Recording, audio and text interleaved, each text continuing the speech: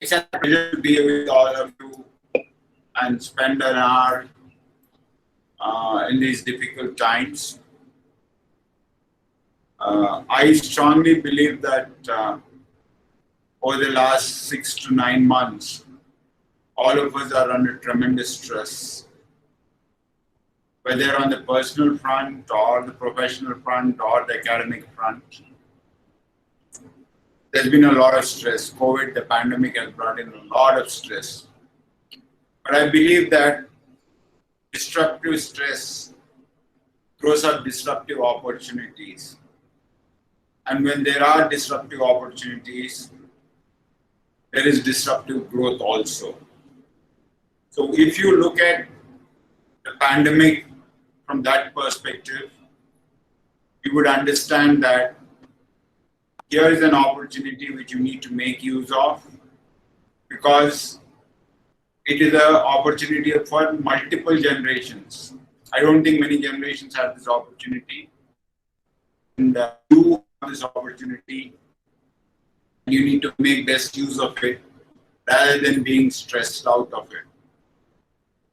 Now, I noticed that all of you are management students, and I don't know if some of you have already qualified, but I guess a majority of you are still going through your management course. And very soon you will get your management degrees. And so you will be more qualified than me as a manager. I never underwent a management program except for short-term programs. I don't have a qualification in management. So I am an unqualified management person speaking to a lot of people who are qualified or who will soon be qualified to be managers across different sectors. This reminds me of a story. I'm sure all of you would have heard of Albert Einstein. During his days, he used to go all around and make presentations and talk about his inventions. And every time he would be accompanied by a very faithful driver who used to drive him to all these lectures. One fine day, the driver said, "I want to deliver the lecture today, so why don't you allow me to do it?" Albert Einstein said, "Fine, go ahead, do it, let's see what you do, but don't make a fool of yourself." He said, "Don't worry, I will do it." So that day, the driver went on to the dais as Albert Einstein, and the actual Albert Einstein sat in the crowd as a driver. The man on the dais delivered a fantastic lecture, and at the end of which there was a standing ovation for the lecture, and everybody was thrilled with what they heard. And just about when the driver thought he did a fantastic job and got a standing ovation, one gentleman from the crowd got up and asked a question. Now, this guy had just parroted out what Albert Einstein spoke on multiple occasions. He knew nothing about the science behind it. He knew nothing at all, except he heard Albert Einstein say those 4 sentences and he repeated those sentences. So he did not know the answer to the question. But he did not get flabbergasted or he did not get perturbed. He said, "This is such a simple question, don't you know the answer for this?" The guy who asked the question said, "No, I don't know." And he said, "It's such a simple thing that my driver sitting in the audience can answer it for you," and called the driver on stage and made the actual Albert Einstein answer the question.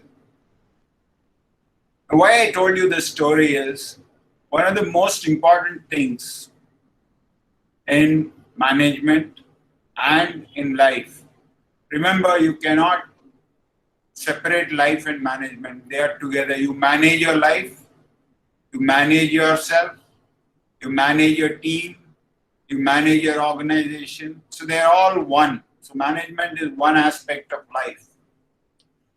So one of the most critical components for you to as a part of your personality to be a good manager is to be confident about yourself, is to trust yourself, and to be at all times prepared for the most unexpected things.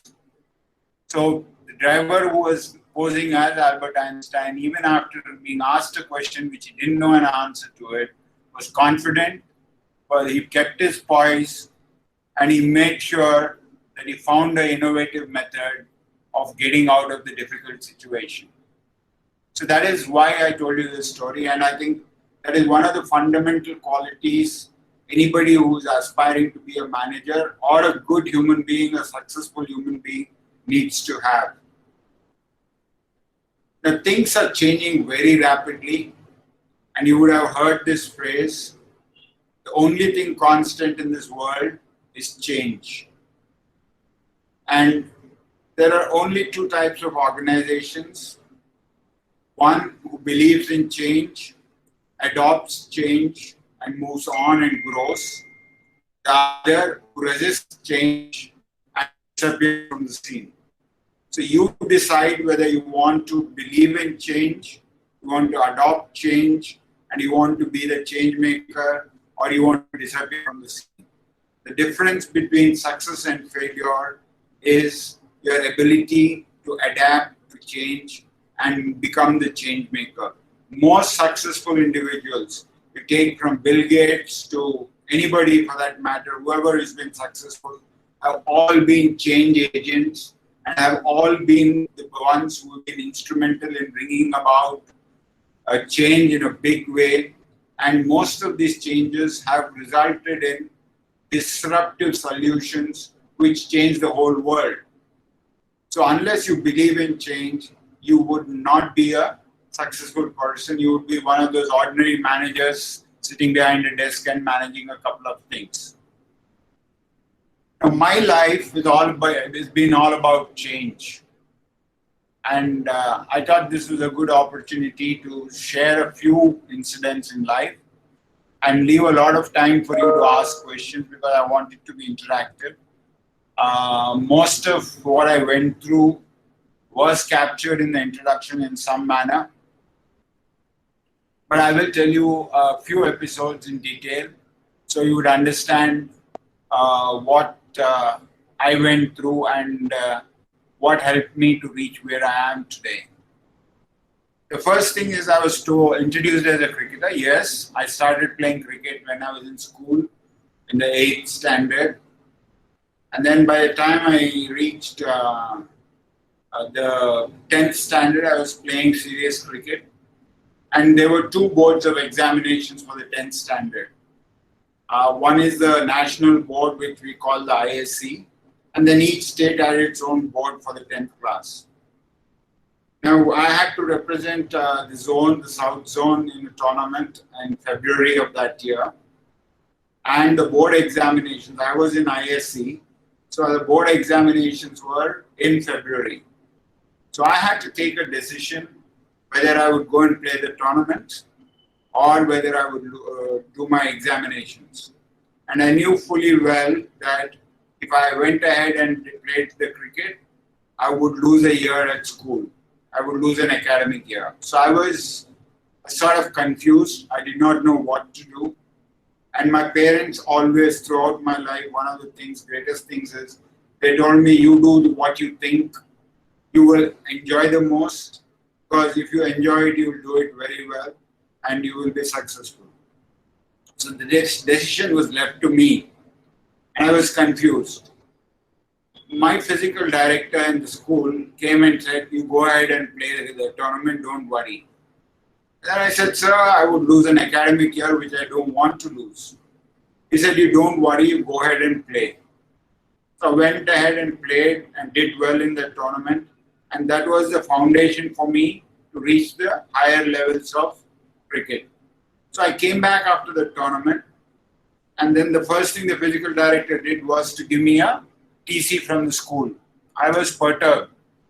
He asked me to go and play cricket. He asked me not to worry about the academic year. And here he is asking me to get out of school by giving me the TC.